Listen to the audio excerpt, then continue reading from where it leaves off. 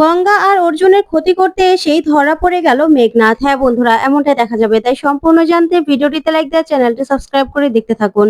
গল্পের শুরুতে দেখা যাবে গঙ্গা পিয়ালিকে এসেই বলে, পিয়ালি দিদি তুই এখনো কাজ করছিস? তো মনে নেই আজকে যে আমাদের মেটে গঙ্গায় পুজো আছে, তুই যাবি না? তখন পিয়ালি বলে, না রে গঙ্গা, এত কাজ দুজন একসঙ্গে চলে গেলে কি করে হবে? তখন গঙ্গা বলে, শোন আমি জেঠুমনিকে বরং বলে দিচ্ছি, আর তুই আমার সঙ্গে যাবি। তখনই সেখানে অর্জুনের মা চলে আসার এসেই বলে, তোমরা তো দেখছি নিজেদের ডিসিশন নিজেরাই নিয়ে নিচ্ছ। এই বাড়িতে যে লোকজন আছে কারো থেকে যে পারমিশন নিতে হবে সেই খেয়ালটুকু নেই, তাই না? বাড়ির বউ হতে হলে না নিজেদের দায়িত্ববোধ থাকতে হয়। তখনই অর্জুন সেখানে আসে আর এসেই নিজের মায়ের মুখে কথাগুলো শুনে অবাক হয়ে যায়। তারপর অর্জুনের মা বলে, শোনো, তোমরা দুজন কোথাও যাবে না, দুজন বাড়িতেই থাকবে। আর তাছাড়া একজন অসুস্থ মানুষ আছে, সেটা ভুলে গেছো? এখন একসঙ্গে কোথাও যাওয়া চলবে না, আর যাবেও না। আমার শেষ কথা যে তোমরা দুজন বাড়িতেই থাকবে, কোথাও যাবে না। তখন তো এই কথাগুলো শুনে গঙ্গা আর অর্জুন অবাক হয়ে যায়। তারপরে অর্জুন ওর মাকে বলে, মা তুমি অসুস্থ বলতে কাকে বোঝাচ্ছ? অহনা? আর অহনার জন্য তো তুমি আছো, বর্দি আছে, তারপরেই আরো অনেকেই আছে। তাছাড়া অহনার যদি দেখভাল গঙ্গা করতে যায়, সেটা নিশ্চয়ই অহনার ভালো লাগবে না। আর তাছাড়া মেটে গঙ্গায় ওদের বড় একটা পুজো হয় প্রতি বছর এই দিনে, আর সেখানে ওরা দুজন যাবে, সবসময় তো যেত।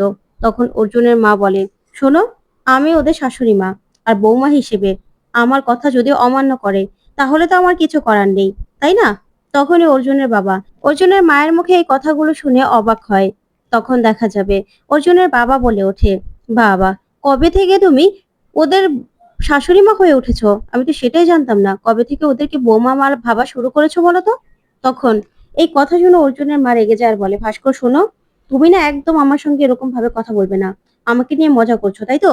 হেয়ালি করে কথা বলছো। আমাকে নিয়ে সবাই হেয়ালি করতে পারো, ভালোই লাগছে তোমাদের?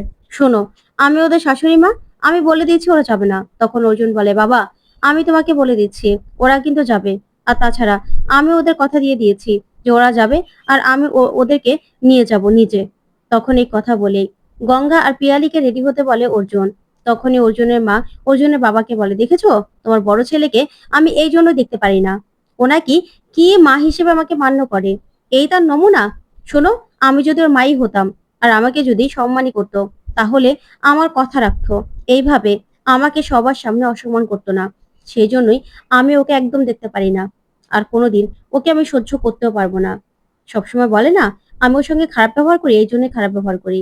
তখনই অর্জুন মনে মনে বলে, মা আমাকে কোনোদিনও ভালো ভাবলো না, আমার কথা ভাবলোও না, কিন্তু আমি গঙ্গাকে কি করে যেতে বারণ করি? গঙ্গাকে আমি এত বড় মুখ করে কথা দিলাম, তাছাড়া এখানে একটা পুজোতে আমি যেতে বারণই বা করবো কি করে? অহনা মাকে কি বুঝিয়েছে কে জানে। অন্যদিকে অহনা চিৎকার করে কাঁদতে থাকে আর বলে, শালু, আমার কি হলো বলতো? পেটের ব্যথাই তো কমছে না, হঠাৎ করে এরকম অসুস্থ হয়ে গেলাম কি করে? তখন শালমণি বলে, সেটাই তো বুঝতে পারছি না, কেউ কি ইচ্ছে করে অসুস্থ করেছে নাকি অসুস্থ হয়ে পড়েছি, সেটাই তো বুঝতে পারছি না। তখন অহনা বলে, না না, সেটা কি করে সম্ভব হতে পারে? ওই গঙ্গার বানানো পায়েস তো সবাই খেলো। তখন শালমণি বলে, আচ্ছা ঠিক আছে, বস, আমি আসছি, গরম জল নিয়ে আসছি। তখনই অহনা বলে, আচ্ছা মেঘনাথকে আসতে বলো তো, এখনই আসতে বলবে। তখনই অহনা বলে, কত স্বাদ করেছিলাম যে অর্জুনকে গঙ্গার নাকের ডগা দিয়ে খেতে নিয়ে যাব, আর গঙ্গার বানানো খাবার গঙ্গা একা একা খাবে, কিচ্ছু হলো না। তখন মেঘনাথ আসে আর সেই বলে, কি ম্যাডাম, আমাকে নাকি আসতে বলেছো? তখন অহনা বলে, এই তোমার কাজের নমুনা তাই তো? বাড়িতে আছো অথচ এত কিছু ঘটে যাচ্ছে, কিছুই করছো না, আর কিচ্ছু করতে পারবেও না তুমি। তখনই মেঘনাথ বলে, আচ্ছা তুমি শান্ত হও, শান্ত হও, তোমার তো পেটে ব্যথা, হঠাৎ করে এরকম পেটে ব্যথা হলো কি করে? আর তাছাড়া অর্জুন আর গঙ্গা ওই মেটে গঙ্গায় যাচ্ছে, ওখানে না বড় করে পুজো হচ্ছে, তুমি জানো তো সেটা? ওই অর্জুন গঙ্গাকে নিয়ে যাচ্ছে। তখনই অহনা বলে, একদম কাটা গায়ে নুনের ছিটা দেবে না আমাকে, একদম রাগানোর চেষ্টা করবে না। আমি না অর্জুনকে কিছুতেই যেতে দেবো না গঙ্গার সঙ্গে, আমি আটকাবো অর্জুনকে। এবার তুমি বাকিটা দেখে নাও, আমিও দেখবো তুমি কি করতে পারো। তখনই মেঘনাথ বলে, ঠিক আছে, আমিও দেখি তুমি অর্জুনকে গঙ্গার সঙ্গে যাওয়া থামাতে পারো কিনা। তুমি তাহলে এই চেষ্টা করো, আর বাকিটা আমি করে নেব। তখনই মেঘনাথ মনে মনে বলে, আজকে যে আমি গঙ্গা অর্জুন দুটোই বিসর্জন দেব তা তো আর তোমাকে বলবো না, তাহলে তো আবার তুমি প্রচন্ড আমার উপর রেগে যাবে। এবার বাকি কাজ আমাকে করতে হবে, আমি তো জানি অর্জুন তোমার কথা শুনবে না, গঙ্গার সঙ্গে যাবে। ওইদিকে পিয়ালি গঙ্গাকে বলে, গঙ্গা রে, আমার যাওয়া উচিত হচ্ছে না, দুজন চলে গেলে কি করে হবে বলতো, এত কাজ কে করবে? তখন গঙ্গা বলে, শোন পিয়ালি দিদি, স্যার কিন্তু বলে দিয়েছে আমরা দুজনেই যাব, আর তুই একদম এসব কথাগুলো বলবি না। প্রতি বছর আমরা কত আনন্দ করি বলতো, তুই যাবি ব্যাস, এবার তুই ঠিক করে নে, তুই আমার কথা শুনবি না শুনবি না, তুই কি আমার সঙ্গে যাবি না যাবি না? আর তাছাড়া আমার শ্বশুর মশাইও তো আমাদের হয়েই কথা বললো, তাহলে? আর আমার শাশুড়ি মা, সে যে কেমন মানুষ সে তো তুই জানিসই, তাহলে এসব কথাগুলো কেন বলছিস? তখন পিয়ালি বলে, বেশ, আমার গঙ্গা মায়ের কথা আমি রাখবো না, এটা কি হতে পারে? ওইদিকে অহনা অর্জুনের মাকে বলে, আন্টি এসব কি হচ্ছে বলো তো, আমার তো আর ভালো লাগছে না। অর্জুন নাকি ওই গঙ্গার সঙ্গে কোথাও যাচ্ছে, আমি না এগুলো সত্যি আর টলারেট করতে পারছি না। তখনই অর্জুনের মা বলে, দেখো অহনা, তোমার সঙ্গে তো অর্জুনের অনেক বছর ধরে সম্পর্ক, তাই তুমি কেন এরকম করে ভেঙে পড়ছো বলো তো? কিছু একটা করো যাতে তোমাদের মধ্যে সব সমস্যাগুলো মিটে যায়। এসব করো না, এসব করলে তোমাদের সম্পর্কটা আরো নষ্ট হয়ে যাবে।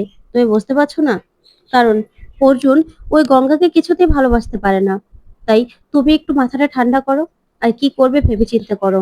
এরকম করো না মাথা গরম করে, হুটহাট কিছু করলে তখন আর তোমাকে আমি আর কিছু করতে পারবো না। তারপর দেখা যাবে অর্জুন রেডি হয়ে গেছে, তখন অহনা অর্জুনের সামনে আসার এসেই বলে, এ কি অর্জুন, তুমি কোথায় যাচ্ছ?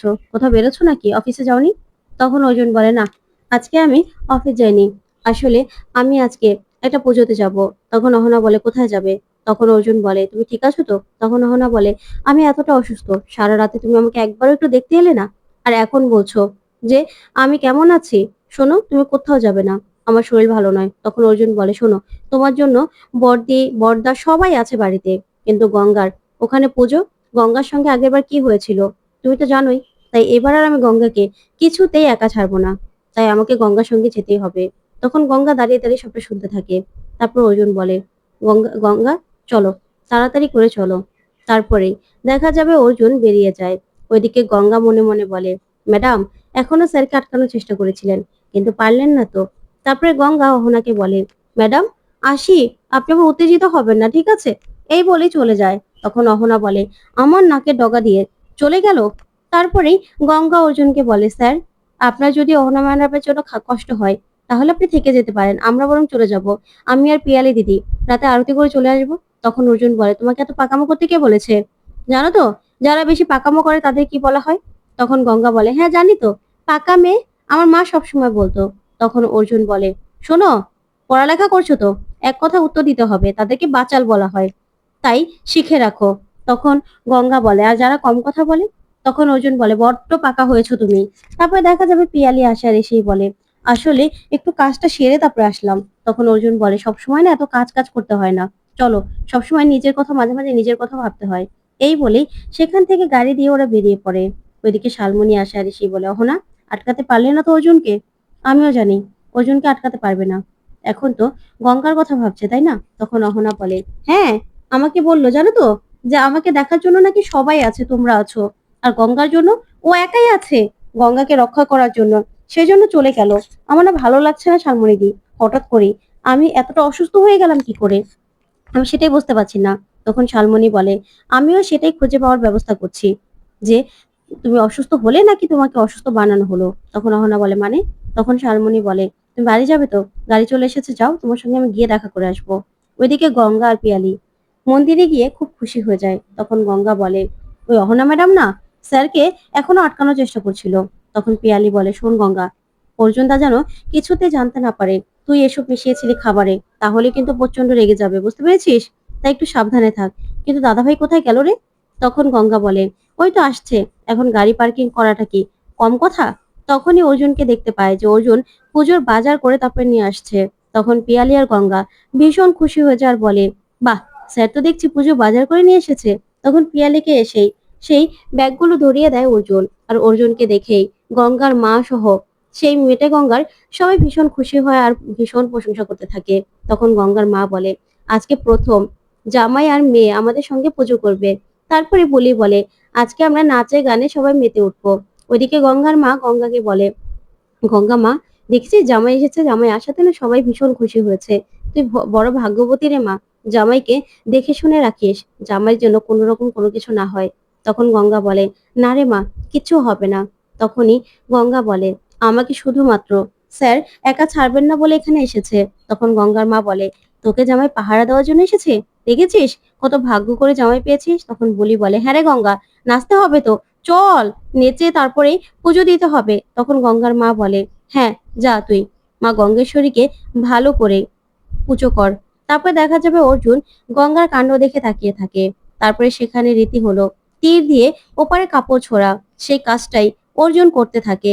তো বন্ধুরা, কেমন লাগলো আজকের আপডেট? কমেন্ট করে জানাও। ধন্যবাদ।